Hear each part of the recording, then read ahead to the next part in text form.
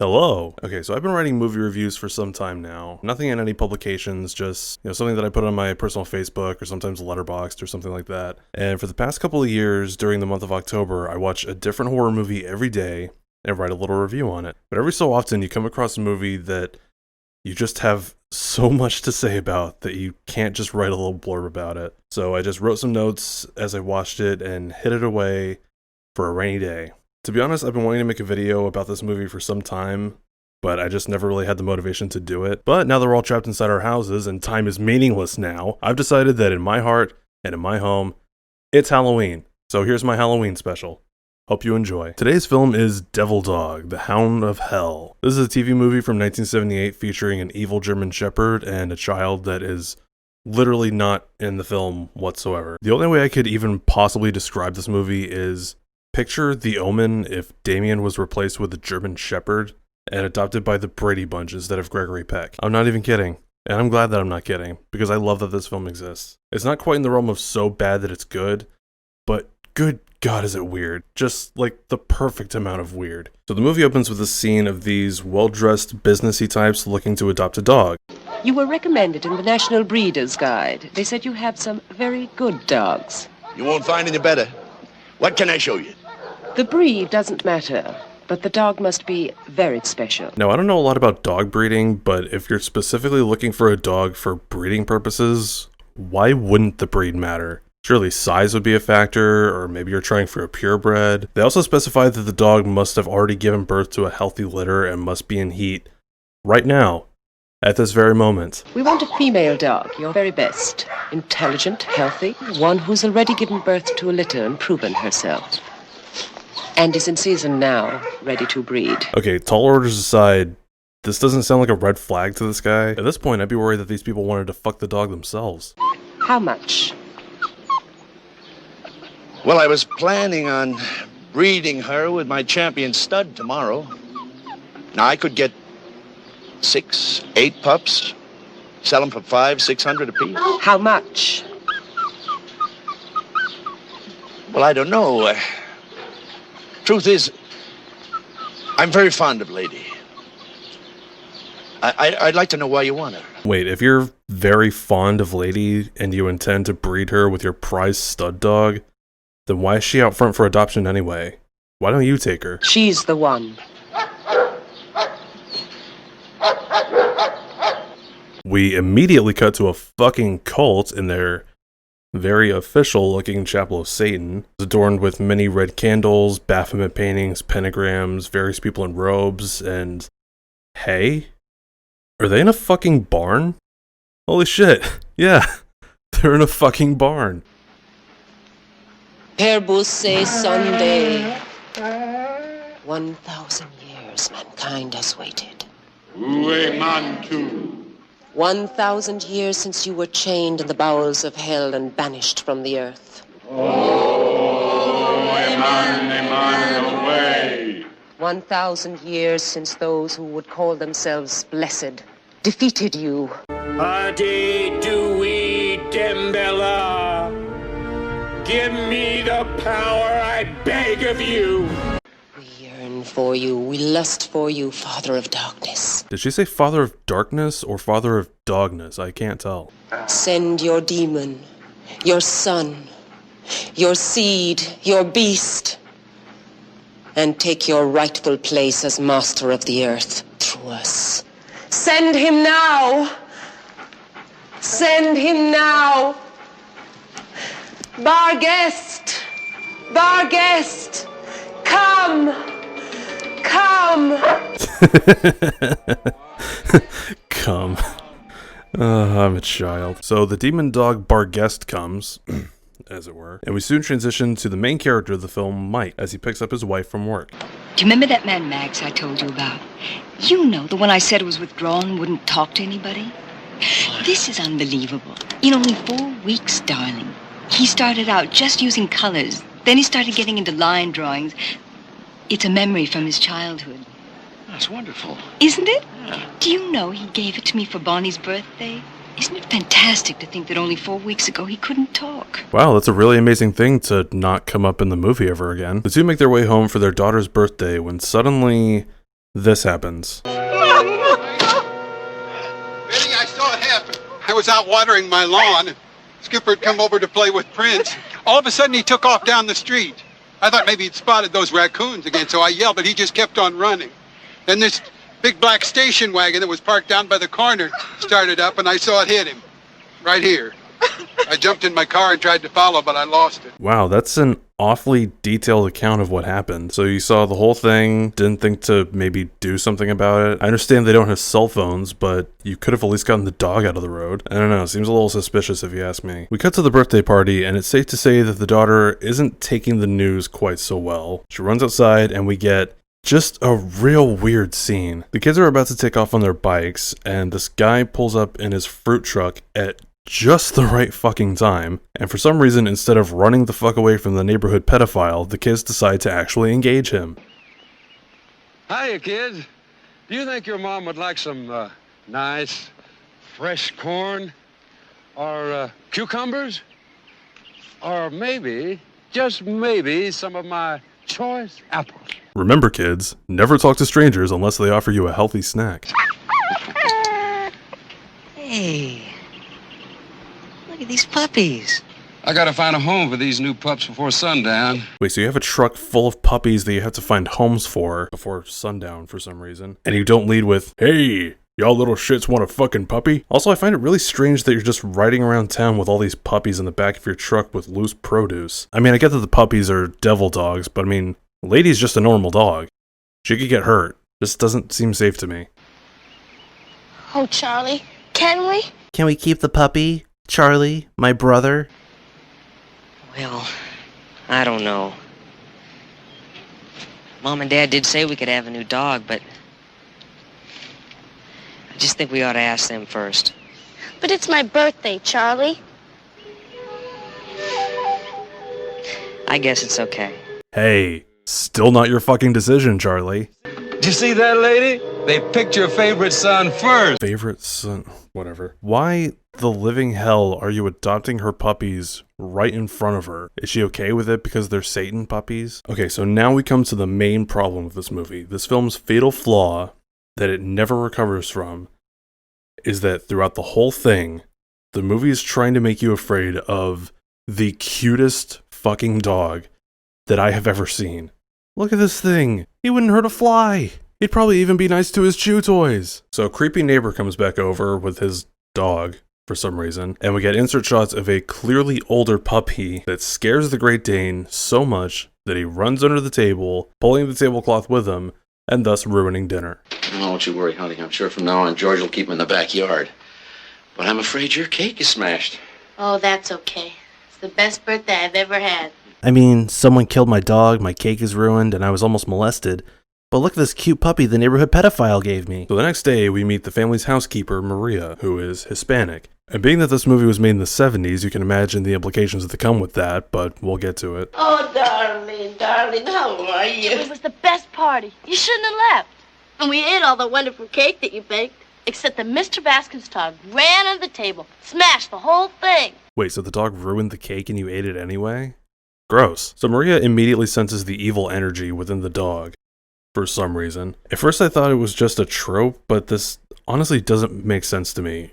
Is it just because she's Hispanic and therefore Catholic? I don't get it. And speaking of not getting things, at the beginning of the scene, Maria comes in from outside, which would imply that she doesn't live there. But in a later scene, we see that she has a bedroom, so she's clearly a live-in maid. But she wasn't in the birthday party scene at all. She even says later that she's been with this family since their oldest, Charlie, was a baby, and yet she wasn't invited to their daughter's birthday party? What the hell?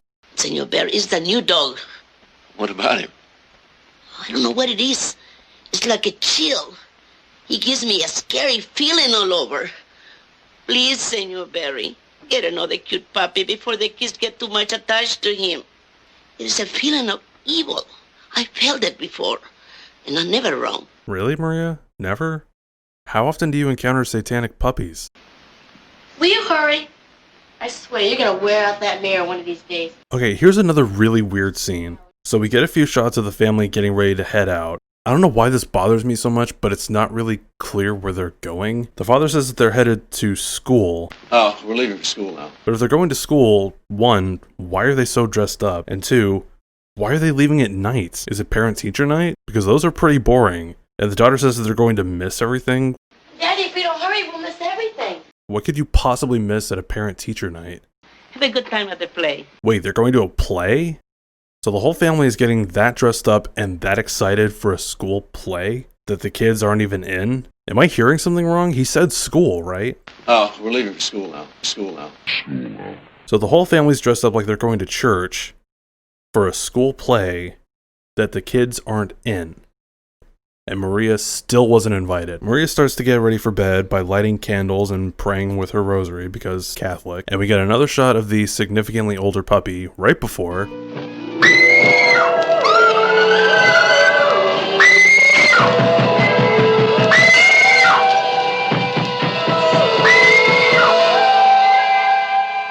It's almost midnight, kids. Come on, get to bed. I gotta have a donut first. You need a donut. Come back. Oh, I gotta have something after that awful play. It's a school play, kid. What did you expect? Okay, this is my favorite scene in the whole movie. It may not seem like much, but it's genuinely baffling to me. Just watch. Oh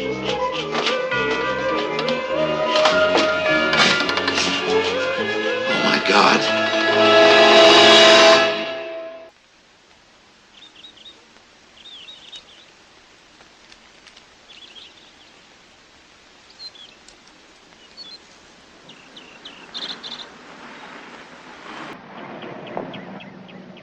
Maybe it's a rotor. Okay, here's a little breakdown for you in case you're as confused as I was the first time I watched this. So the father, Mike, barges into Maria's room because he smells smoke. He exclaims, Oh my God. for the camera, and then runs into the room as the music crescendos. Then we have a hard cut to a shot of leaves on a tree before the camera slowly pans down and focuses on the father and son working on the mower. Totally fine. We don't get a resolution to that scene whatsoever. It just stops. This movie does not know what transitions are. But not only do we not get a resolution to that scene, not only do we never see Maria again, but you want to know the best part? It's a year later. A whole year later. I'm not kidding. Look at Lucky. That's a grown-ass dog. Bonnie even gets him an anniversary present, which is also weird. Do people celebrate the anniversary of when they got their dog? I've never done that. My dogs must have felt so neglected. How do they look, Daddy? Very pretty. Gross. Okay, so glossing over the fact that apparently nothing interesting has happened in the past year with this devil dog, we see the rest of the family going back inside, leaving the father to finish working on the mower. And then we get this.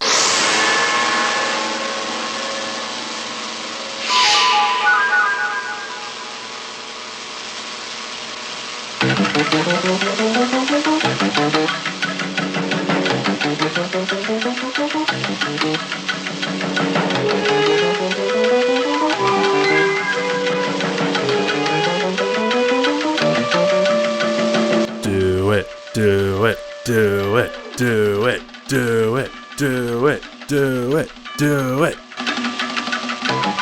Ow. Later that night, we see Lucky leading the kids up to the attic. Bonnie, do you really need a candle? All the lights are on, the attic has a light in it, whatever. I'm only bringing it up because the scene actually has a payoff at some point. Sort of, not really. Next, we get a scene of the kids getting onto their mother for being in Charlie's room, and it's here that we see the main conflict of the movie. I guess the filmmakers realized that this dog wasn't particularly threatening, so they just imply that the dog makes people act like dicks, and that's basically all Lucky does throughout the rest of the movie. And we get another non-transition to a completely different scene. This movie does not understand plot structures. So the kids leave in the middle of the night for some reason, leaving their mother alone with the dog.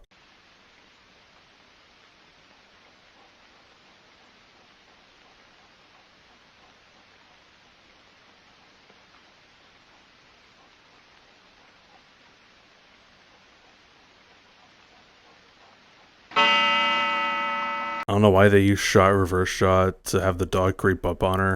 It's a dog. He could have just walked.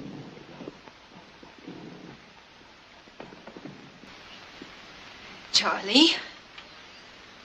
Bonnie? Why are you looking for the kids upstairs? You just saw them leave. Anyway, we get this weird montage of the mother getting more and more freaked out over minor things, and eventually Lucky starts following her. I guess it's supposed to be menacing, but honestly, the dog probably would have done that anyway. Like, he's only a year old. He's probably bored, and you're the only one in the house. Eventually, Mike comes home, and we see that the mother is now completely under Lucky's control, and he uses his evil Satan powers of satanic Satanism to make her horny. Yeah, she just kind of gets super horny. And then they go skinny dipping in the neighbor's pool. And that's about it. Moving on. The next day, we see the neighbor cleaning his pool, and I gotta be honest, the first time I watched this, I expected him to find a condom. Didn't want any physical evidence, huh?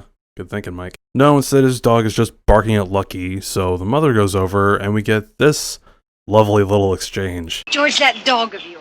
Betty, I'm sorry. I don't know what I'm going to do. Well, he's been barking day and night. All the neighbors are complaining. I know I can't show my face around here anymore. Well, that's a real shame, but I think you ought to do something about it immediately.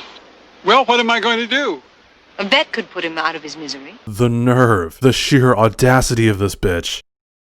Harry Potter and the audacity. Well, luckily he won't have to do anything that drastic because the dog is just dead in the next scene. He fucking dies. My God. He's ripped to pieces. I'm sorry, how? Now, look, I understand that the implication is that Lucky is an evil creature that's manipulating the family and somehow has the power to rip other animals to shreds, but we really haven't seen Lucky do anything wrong. I mean, yeah, there was that one scene where he almost made Mike put his hand in the mower, but that's really about it. The dog's just kind of there, being a dog. I understand they probably didn't have the budget to actually show Lucky doing anything, but I mean, show don't tell, you know? Can we get the treat, boy? Come on, can we get the treat? Good boy. Does this movie know what transitions are? Dad finds the neighbor dead in the pool. There's no consequences of this. No one ever mentions it again, so whatever. Next, we see the school guidance counselor arriving at the family's house to speak with the parents. And I'm just gonna say it, this guy's acting is actually pretty good. Because Charlie is so bright and so special that I'm concerned, Benny. It's not his grades. It's not that he's class president, but it's how he got to be class president. I don't understand. Well, it's difficult for me to understand, Mike. Charlie just seems to be willing to stop at nothing to succeed. I think he's hurt someone very badly. Who? Like, it legitimately feels like a different movie when he's on screen. I'm not even kidding. He explains that Charlie came to be class president because the only other student that was running was caught with a stolen watch in his locker, and he suspects that Charlie might have set him up. Why we didn't get a shot of this? I have no clue. Maybe they didn't have access to a school set. Miles, I'd appreciate it if you could recommend a doctor. Oh, nonsense. Not just for Charlie, but for Bonnie, too. The children are not going to a shrink. You may as well hear this, Miles, but we've had a similar report on Bonnie just this last week. In fact, a couple. I don't really think it's any of Miles' business. Yes, I think it is. Bonnie's fine. There's nothing wrong with Bonnie. There is something wrong with Bonnie. She's lying, she's stealing, she's cheating. And she's manipulating them the way she manipulates us now. I'm sorry, who's them? We see no evidence of her lying, cheating, stealing, or manipulating anyone. Why does so much of this movie happen off screen? Really, all the scene serves to do is just provide further evidence that the kids are getting out of hand, and I guess further under Lucky's control. But really, all the scene does is remind me that this is perhaps the third scene in a row that didn't feature Lucky at all. For a movie called Devil Dog, the Hound of Hell, this movie is mostly bereft of devil dogs or hounds of hell. Bottom line, Miles, the guidance counselor, thinks Charlie needs help, and Mike agrees. So Betty goes to Miles' house to try and change his mind, in yet another scene that occurs off camera. Will you cut it out? I went to see Miles to talk to him about Charlie, to see if he might not change his mind. At night? In that dress? What's wrong with her dress? I mean, I guess standards were a bit higher in 1978 with regards to modesty, but that looks like a pretty modest dress to me. She could probably wear that to church and be fine. I mean, sure, Karen might gossip about her, but Karen talks shit about everyone. Yes, at night in this dress.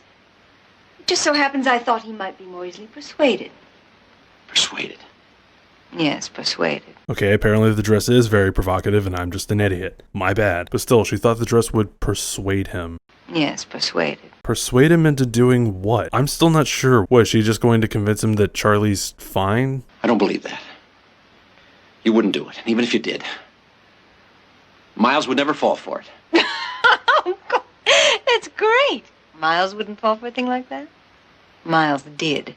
Fall for what? I'm sorry, what is the goal here? I know it seems like I'm jumping around with the neighbor in the attic and whatnot, but this film genuinely is just structured this way. Scenes are just haphazardly strewn together, and important plot points have been entirely off screen. This movie is a mess. Hey look, a dog. So now we get a scene from inside Miles' house, and I'm not sure why, but the quality takes a severe and noticeable drop here. My guess is that it's just cut from a completely different transfer, because the audio also drops in quality quite a bit.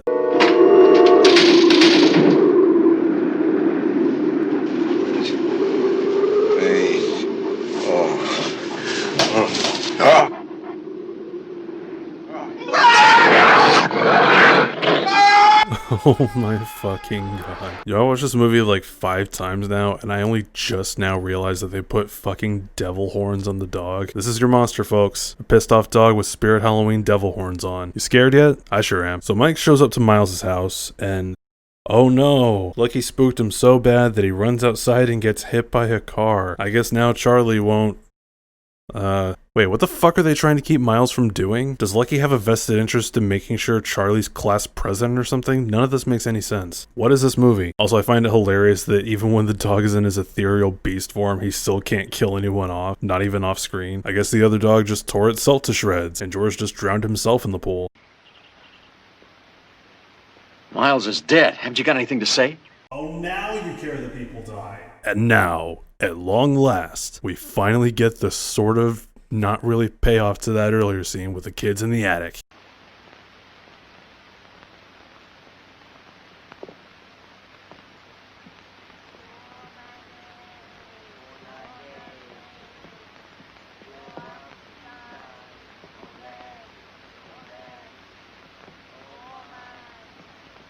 Adi Dewey Dembella. Give me the power, I beg of you.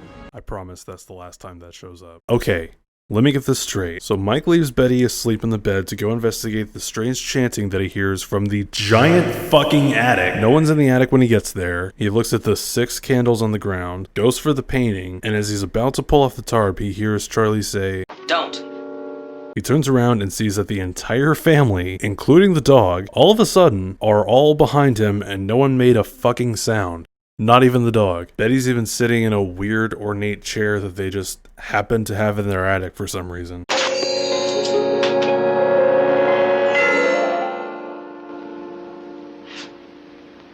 What in God's name is this? It's just a picture. It's some original concept art for Baphomet the Animated Series. You like it? Honestly, I would probably hang that up in my house. I'm not even kidding. Children, bedtime. Off we go.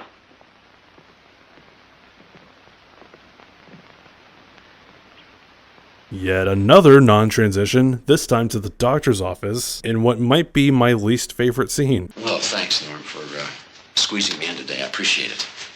Mike, you weren't due for a physical for 6 months. Mike, come on. You don't call and ask for an immediate appointment unless it's something more than that. I was almost wishing that you'd find something wrong.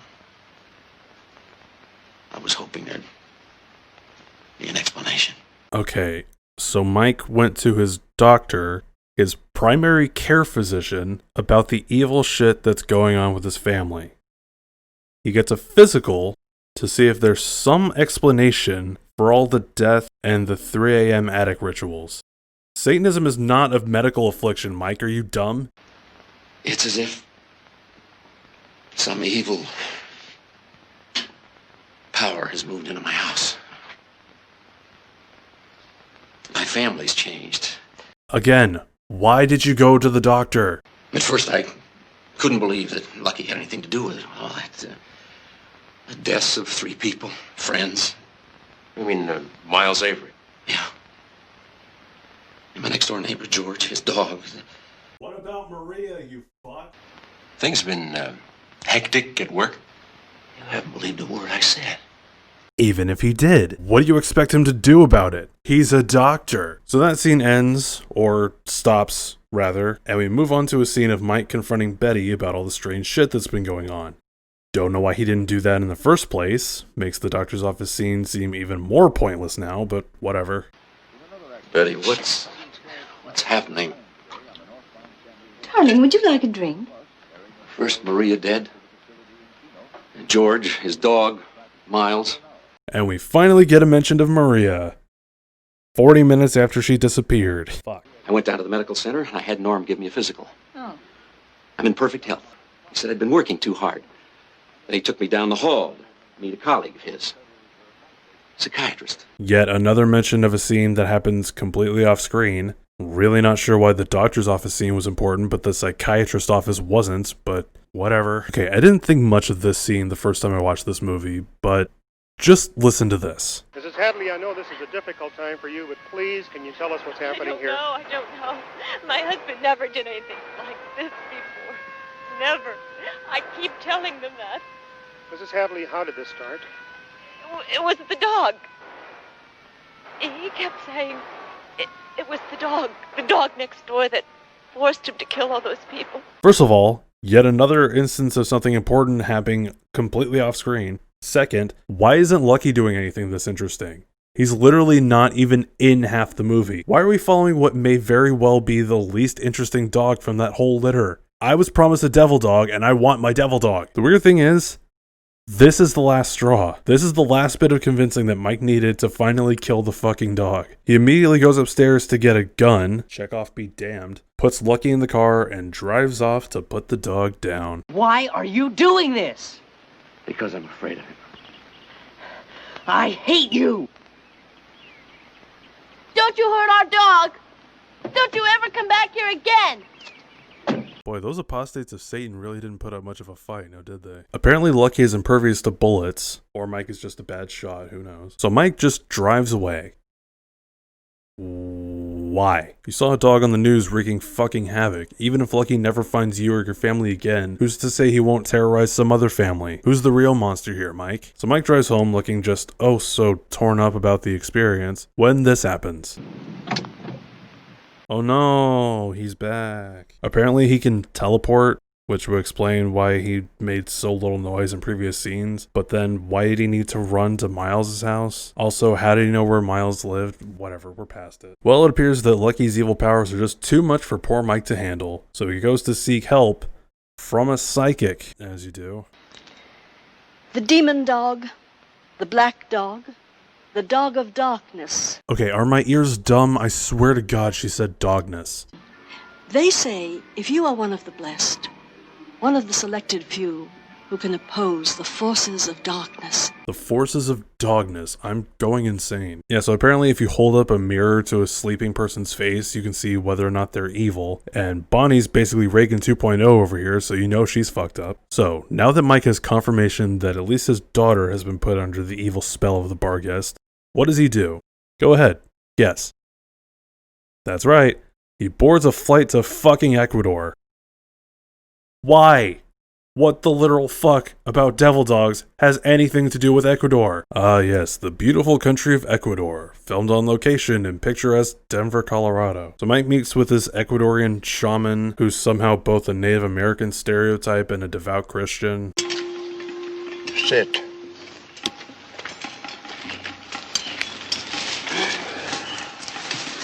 I know who you are.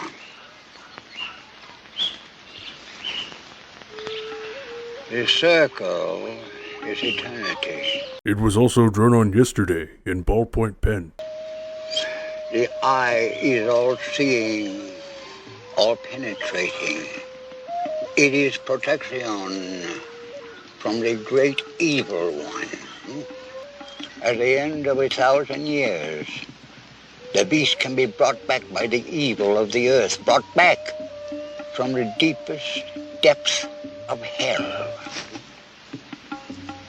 He is here now. Okay, wait, he's talking about it as if there's just one singular evil, but we've already seen evidence that there's at least one other dog wreaking fucking havoc, so maybe this guy isn't as knowledgeable as he seems. Tell me how. I wanted to be sure I was giving my great gift to the right man. And what's the great gift, you may ask? Why, a neat little drawing on your palm, of course. So now, with the glorious gift of the shaman in hand, literally, Mike returns home and is immediately greeted by Lucky. So Mike leads Lucky to an empty factory for the final showdown, and we're met with yet another strange dip in picture quality. I really do suspect that this scene is just cut from a different transfer of the movie, but at this point I'm really starting to wonder if the movie was originally broadcast this way. I would show you the final showdown, but honestly it's pretty boring and it makes no sense, so we're just gonna skip past it. Behold, the almighty power of the ballpoint pen. The power of Bic compels you. So Mike just kind of shows the sigil to the demon, and that seems to do the trick, even though the shaman specified that he had to hold the sigil to the demon's eye, but whatever. And just like that, everything's back to normal. It's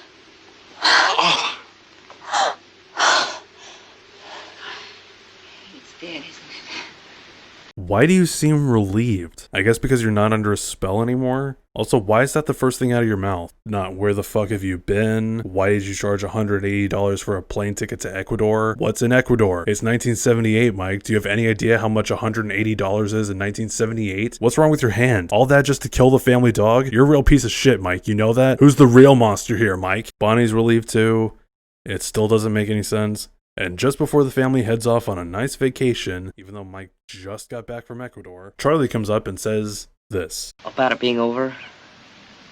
Well, there were 10 pups in that litter. Where do you suppose the other 9 are?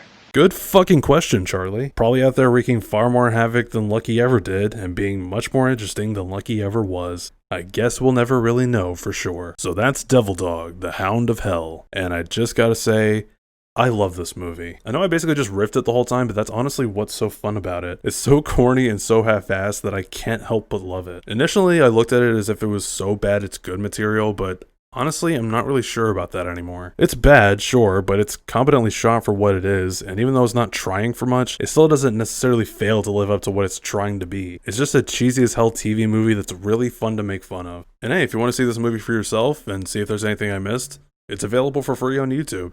Though, if you do decide to watch it, tread lightly. The comment section is just filled with boomers.